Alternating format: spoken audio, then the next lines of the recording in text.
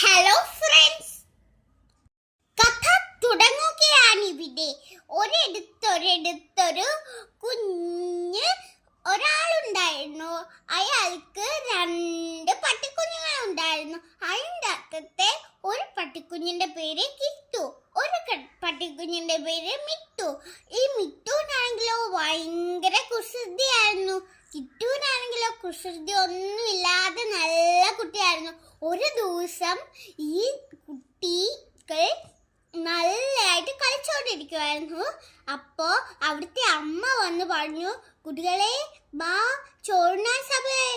അപ്പൊ കിട്ടു പറഞ്ഞു, അനുസരണയില്ലാത്ത കുട്ടി പറഞ്ഞു, എനിക്കൊന്നും ചോറ് വേണ്ട. മിട്ടു പറഞ്ഞു, എനിക്ക് ചോറ് വേണോ അമ്മേ എന്ന് പറഞ്ഞുകൊണ്ട് മിട്ടു അങ്ങ് പോയി.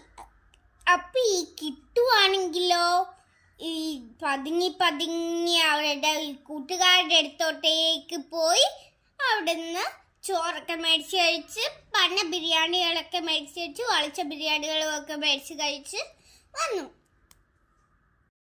അങ്ങനെ കിട്ടുവിന് വയറിന് സുഖമില്ലാതെ ആയി. അമ്മ പറയുന്നത് കേൾക്കാത്തത് കൊണ്ട് കിട്ടുവിന് മരുന്ന് കുടിക്കേണ്ടി വന്നു, ഇഞ്ചക്ഷൻ എടുക്കേണ്ടി വന്നു. അതാണ് പറയുന്നത്, നമ്മുടെ അമ്മമാർ പറയുന്നത് കേട്ട് നല്ല കുട്ടികളായി വളരണം. Love you guys.